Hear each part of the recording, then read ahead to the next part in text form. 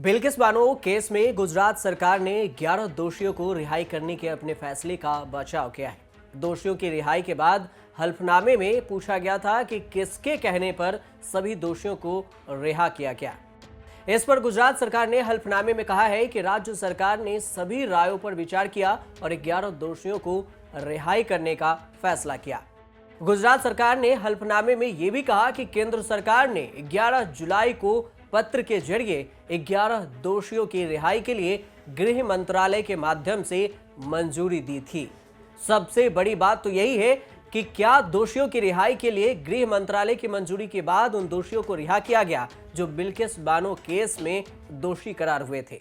ऐसा सरकार ने इसलिए किया क्योंकि उन्होंने जेल में 14 साल और उससे ज्यादा का समय बिता लिया था और उनका व्यवहार अच्छा पाया गया था। यह सरकार की तरफ से कहा गया है कि जो बिल्किस बानो के दोषी हैं उनको देखा गया कि वो 14 साल तक जेलों में अच्छा व्यवहार कर रहे थे। राज्य सरकार की मंजूरी के बाद 10 अगस्त को बंदियों को रिहा करने का आदेश जारी कर दिया गया। सरकार ने कोर्ट में कहा कि इस मामले में राज्य ने न्यायालय द्वारा निर्देशित 1992 की नीति के तहत प्रस्तावों पर भी विचार किया है। ये रिहाई नियम के मुताबिक हुई। याचिकाकर्ताओं का भी ये कहना गलत है कि उन लोगों को आजादी का अमृत महोत्सव के अवसर पर सजा में छूट दी गई थी। अब ऐसा क्यों कहा गया कि आजादी के अमृत महोत्सव में छूट दी गई थी, इसकी भी कहानी आपको आगे बताएंगे। बिल्किस बानो केस में 11 बलात्कारियों को रिहा करने के लिए गृह मंत्रालय MHA ने मंजूरी दी थी। गुजरात सरकार ने सुप्रीम कोर्ट में एक हल्फनामा दायर कर यह जानकारी दी। खास बात तो यह है कि मुंबई के CBI शाखा और विशेष जज ने इन रेपिस्टों को रिहा करने का विरोध किया था। राज्य सरकार ने अपने एफिडेविट में यह भी कहा कि सभी 11 दोषियों ने अपनी 14 साल की सजा पूरी कर ली थी और उनके व्यवहार अच्छे थे।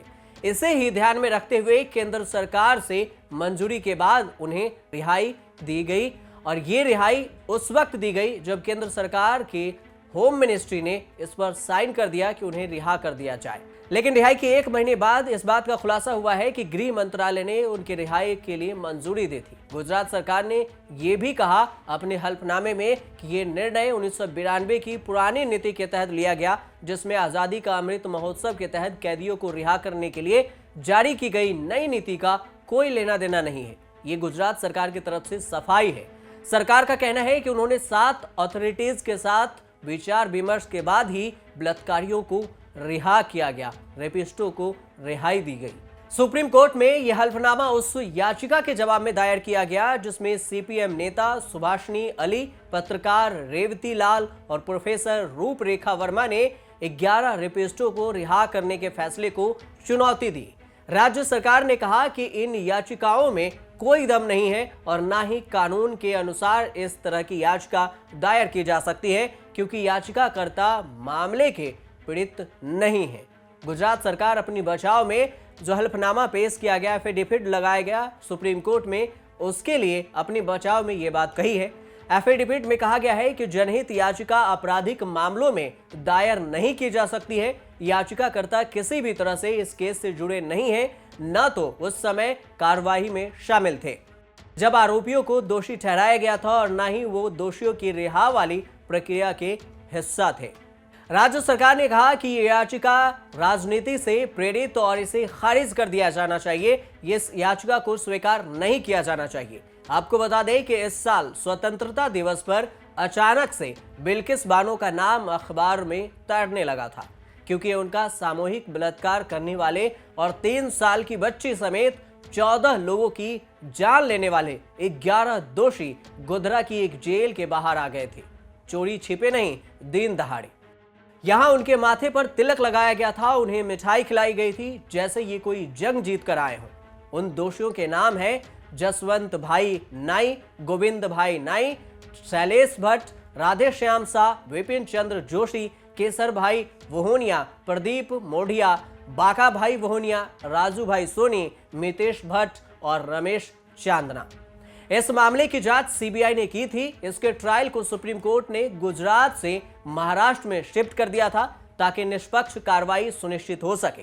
साल 2008 में मुंबई की सेशन कोर्ट ने सभी 11 आरोपियों को गैंगरेप और मर्डर के आरोप में उम्र कैद की सजा सुनाई थी। अब आपको बताते हैं कि आखिर ये बिल्किस बानो केस है क्या। गुजरात के गोधरा में 2002 में दंगों के बाद बिल्किस बानो के साथ गैंगरेप हुआ था। उनके परिवार के 7 लोगों की हत्या भी कर दी गई थी। इस मामले में 2008 में 11 दोषियों को उम्र कैद की सजा सुनाई गई थी। इसमें से एक ने रिहाई के लिए सुप्रीम कोर्ट का दरवाजा खटखटाया था। कोर्ट ने रिहाई का फैसला गुजरात सरकार पर छोड़ दिया था। गुजरात सरकार ने रिहाई से जुड़ा फैसला लेने के लिए एक कमेटी बनाई थी। इस कमेटी की रिपोर्ट पर सरकार ने सभी दोषियों को रिहा कर दिया गया। लेकिन रिहाई के करीब 1 महीने बाद अब फिर से न्यूज में, खबर में, ये सुर्खियों में बनी हुई इसलिए है बिल्किस बानो केस, क्योंकि अब ये खुलासा हुआ है कि होम मिनिस्ट्री यानी गृह मंत्रालय ने उसकी रिहाई का फैसला दिया था, उसने साइन किया था। इसके बाद ही उन 11 दोषियों को रिहा किया गया था। हालांकि अभी भी फैसला सुरक्षित रखा गया है। हल्फनामे पर अगली सुनवाई 29 नवंबर को की जानी है। तो देखना यह होगा कि सुप्रीम कोर्ट गुजरात सरकार को इस हल्फनामे में दोषियों की रिहाई पर क्या आदेश देती है। क्या दोबारा फिर से 11 दोषी जेल के सलाखों के पीछे होंगे, ये भी बहुत बड़ा सवाल है, क्योंकि वे एक दोषी हैं और उन्हें समय से पहले ही रिहा कर दिया गया है। आप देखते रहिए न्यूज़ तक।